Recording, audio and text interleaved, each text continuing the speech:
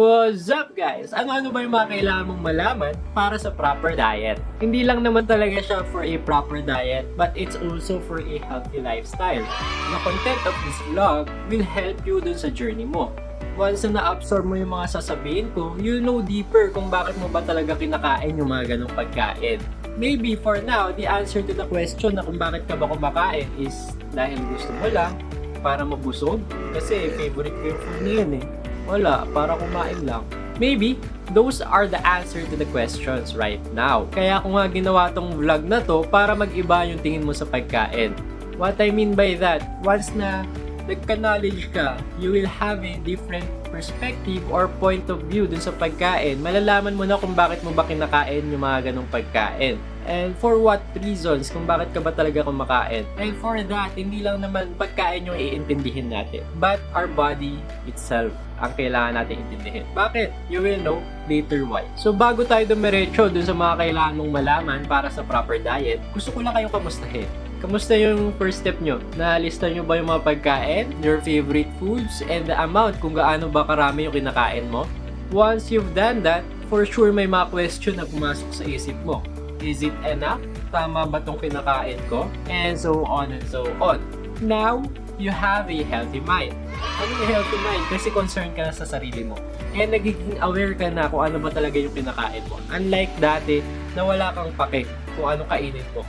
Ang target mo lang or yung goal mo lang is para mabusog ka. So ngayon, napapansin mo na pati yung portion kung gaano karami. So the goal dun sa step number 1 is para maging concerned and aware ka talaga. So success ba si step number 1? So sana successful siya sa'yo and sa lahat ng nakinig dun sa vlog number 1. And dun sa mga hindi pa nakakapanood ng vlog number 1, panoorin nyo. And malay mo, maging concerned ka din sa sarili mo. And for the step number 2 na know your food, siguro nag-research ka na, nagbasa ka about nutrition articles kung saan-saan sa internet. Pero credible ba yung source mo or proven ba yan? That's the question. Pero right now, yung nga ang target ko, this vlog number 2 natin is para ma-providean kayo ng concrete knowledge na magagamit nyo throughout your journey. So right now, I will be equipping you with the knowledge na kakailanganin mo sa journey mo. I will make this vlog short and informative para sa inyo. I will be discussing the 3 out of 7 macronutrients, food guides, and some factors na you can consider through your journey on having a healthy lifestyle. Why 3 out of 7 macronutrients? Hindi ba mahalaga yung other 4 macronutrients? Macronutrients means sila yung abundant sa katawan natin. Pero right now, on my point of view, I think mas kakailanganin mong malaman yung 3 macronutrients na yun. And naisip ko essential knowledge sila through your journey. So don't get me wrong, mahalaga din yung other 4 macronutrients. Kahit nga yung micronutrients, sobrang mahalaga yan sa katawan. Pero yun nga, for now, yung 3 macronutrients muna, and isisingit-singit ko na lang yung other 4 macronutrients and other micronutrients sa mga susunod na vlogs natin. So wag na natin patagalin pa. I'll be discussing carbohydrates, protein, and fat. So for this topic, I will be giving you the main function, sources, and the consequences kung sobra ba or kulang yung macronutrients na yun. So hindi ko muna siya i-elaborate kasi yun nga, baka tumagal tayo ng oras dito para ma-discuss properly yung isang macronutrient. Isasama ko lang yung mga kailangan yung malaman and matandaan para sa proper diet. So our first macronutrient is yung carbohydrate.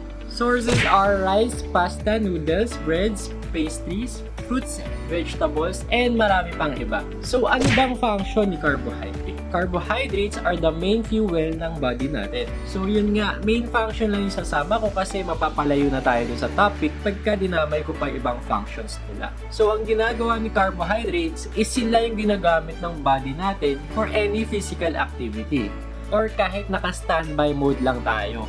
Isipin nyo na lang, kotse tayo. Tapos yung mismong gasolina natin is yung carbohydrate. So kahit naka-standby lang tayo, may combustion pa rin na nangyayari for the body or for the car to function well. So same goes to our body. For our body to function well, or meron pa rin biniburn na carbohydrates yan. Kaya minsan, pagkatapos natin maglaro ng kung anong sport, or sobrang intense ng workout, kung mapapansin mo, napapalakas yung kain mo sa kanin. Kasi, yun nga, ubos yung gasolina mo, kailangan mo siyang i-replenish. So, yun ang main function ni carbohydrates. What are the consequences pagka kulang or excess si carbohydrate? Pag kulang si carbohydrates, pwede tayo maging unproductive. In medical field, pagka kulang yung carbohydrates mo, maaaring mag-hypoglycemia. So, low blood sugar, worst case scenario, baka mahimatay tayo. Kasi yun nga, low blood sugar tayo. O, di ba, layo na kaagad natin. Kasi yun nga, sobrang lawak ng sakop na itong macronutrients. So, balik tayo. Paano pagka-excess naman yung carbohydrates? Anong mangyayari? Excess carbohydrates are turned into adipose tissue, or kung tawagin natin, sila yung taba for a long time. Paano pag short time lang naman, ngayon lang ako nag-carbohydrates ng marami, anong mangyayari? High carbohydrates intake will result into hyperglycemia or high blood glucose level. Kaya yun, nire-relate namin yung mga obese sa may diabetes. Kasi excessive intake of carbohydrates can result to weight gain, magiging taba nga, and magiging obese. So, our second macronutrient is yung protein. Mainly, there are two sources of protein. Isang animal source, isang plant-based source. Protein is found on animal meats like chicken, pork, beef, fish, tofu, taho, legumes, nuts, and marami pang iba. So, the main function of protein, muscle, tissue repair, and body development. So, sila yung ginagamit pag masakit yung katawan for our recovery. Do I need protein kahit hindi naman masakit yung katawan ko? And nasa adulthood naman ako hindi na nagde-develop yung katawan ko. Yes, you need protein. Kasi just like carbohydrates, ginagamit pa rin ang katawan mo. Kahit naka-standby ka lang dyan everyday, nagde-degrade pa rin yung katawan natin minimally. Just like aging. Pag tumatanda ka, nagde-degrade yung katawan. The difference is, their metabolism is mabagal na. So, the point is, kailangan mo pa rin ng protein. And uulitin ko, binanggit ko lang yung main function ni protein. Marami pa siyang function na kailangan gampanan for our body. For example, sila din yung nagtatransport ng nutrients in our body. Kung wala sila, wala magtatransport ng nutrients mo sa katawan. So, ano nga ba yung mga consequences pagkakulang or excess si protein? So, pagkakulang si protein, maaaring maging underdeveloped yung katawan, hindi makapag-recover ng tama, maging nutrient deficient tayo, kasi yun nga, sila yung nagtatransport ng mga nutrients sa body. And uulitin ko, hindi lang yon yung mga function ng mga macronutrients natin. Marami pa silang ibang function. Paano naman pagka sobra or excess yung intake ni protein? Ang mangyayari is mahihirapan yung body mo, maaaring ma-intoxicate sa protein. May byproduct kasi siyang nitrogen na kailangan ilabas ng katawan. And the body can only process a given amount of protein. Pagka sumobra na, may hirapan na yung body. Magiging toxic siya sa katawan. Worst case scenario, baka masira yung kidney mo and it will result to dialysis. So, wala yun na ulit. Balik tayo. So, last but not the least macronutrient is yung fat. So, for the sources, maraming kinds ng fat. Pero for now, I'll divide them into two. Saturated or yung mas kilala natin na bad fat and the unsaturated fat na mas kilala nating good fat. So, sources of saturated or yung bad fat natin are from animal meats. Yan yung taba sa liempo, sa bacon, processed meats, and marami pang iba. Ano naman yung sources ng unsaturated fat or yung good fat? The sources of unsaturated fat are avocado, dark chocolates, peanuts, fish, olive oil, and marami pang iba. The main function of fat is sila yung nagme-metabolize or in chemistry terms, sila yung catalyst of some of the nutrients needed by the body. So, anong sinasabi ko? They are the one processing the nutrients na ginagamit ng katawan mo. So, kung wala sila, walang gagamitin yung body mo. So, anong consequences pagkakulang or sobra si fat? Pagkakulang si fat, maaaring maging micronutrient deficient tayo kasi yun nga, hindi ma-absorb ng katawan yung mga ibang nutrients pag wala si fat. And excess fat, literal, excess fat siya, magiging taba lang siya, and tataas yung fat levels natin sa katawan like our triglycerides, cholesterol, LDL, bababa yung HDL natin, and marami pang effects sa katawan niya. So, paano ba natin makukuha yung tamang intake para hindi tayo mag-suffer dun sa mga nabanggit earlier this vlog? In our profession kasi, maraming kino-consider and maraming processes na kailangan gawin. First, we need to assess them by physically, chemically, and even emotionally. And maraming processes ang ginagawa para makuha namin tamang diet para sa inyo. After assessment, we'll compute it based on the data na nag-gather namin through our assessment. After namin makompute, kukonsider namin yung mga factors and foods na mas kailangan nyo.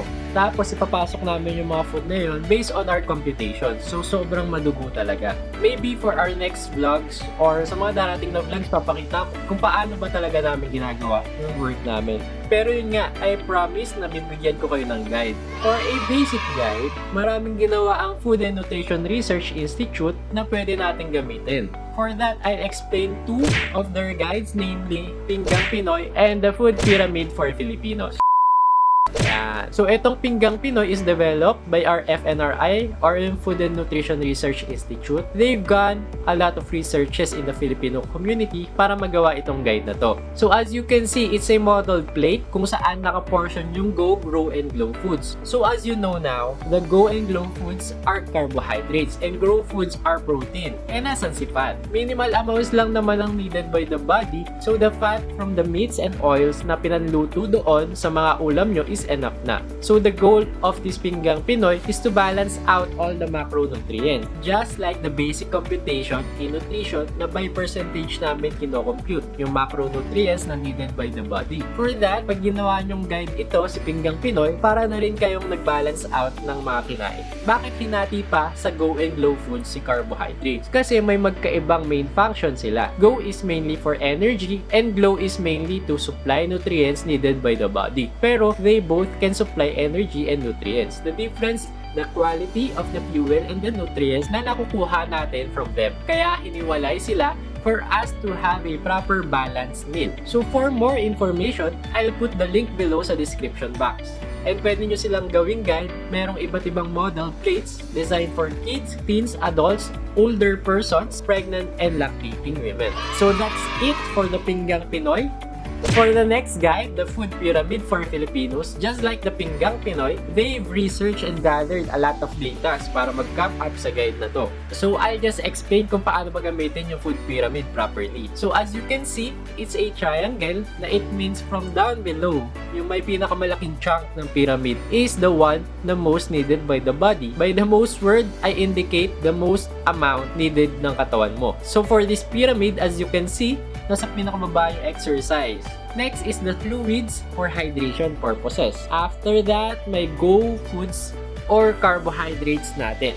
Magkasunod sila ng Glow foods. And so on and so on. So, ganyan ang pagtingin ng food pyramid. Nasa peak si fat and oils. Bakit? Kasi minimal amounts lang nga ang kailangan sa kanila. So, just like Pinggang Pinoy, they also develop maraming guides for every age range. Merong adults, teens, kids, toddler, elderly, lactating, and pregnant women. Lalagay ko na lang ulit yung link sa baba para magawa nyo siya as a guide. So, after nyo makuha lahat ng sinabi ko, pwede na kayo mag-consider ng factors na nakaka-apekto sa diet natin. For example, yung physical activity natin. Pag mas mataas yung physical activity level mo, mas maraming fuel yung kailangan, mas maraming carbohydrate source. Pero pag mas mababa yung activity level mo, onti lang yung kailangan na fuel source. Another example, when you're working out, mas maraming kailangan i-repair yung body. So, mas kailangan ng protein. So, another example, pagka nangihina tayo, maaaring kulang yung carbohydrates natin. Pagka bumibigat tayo, maaaring excess naman yung carbohydrates or yung fat na kinakain natin. So, from the knowledge na nakuha nyo earlier, ma-adjust nyo na yung diet kung ano ba talaga yung mas kailangan mo. In nutrition, mahalaga talaga yung pag-observe and pag-monitor ng sarili. Kaya number one step ko is know yourself kasi dun ka mag-a-adjust. Kung anong ibigay or i-demand ng katawan mo, just like as humans, may demand sila, may wants and needs. Need nila ng proper diet, want nila ng favorite food and masasarap na pagkain. So, treat your body well for your body to treat you well. I'll continue to make guides for you guys and let's make our body healthy. So, please like and subscribe para sa mga next vlog ko, updated kayo. And for our next vlogs, comment lang kayo down below kung may gusto kayong topic na i-discuss and di-discuss natin. So, bye-bye!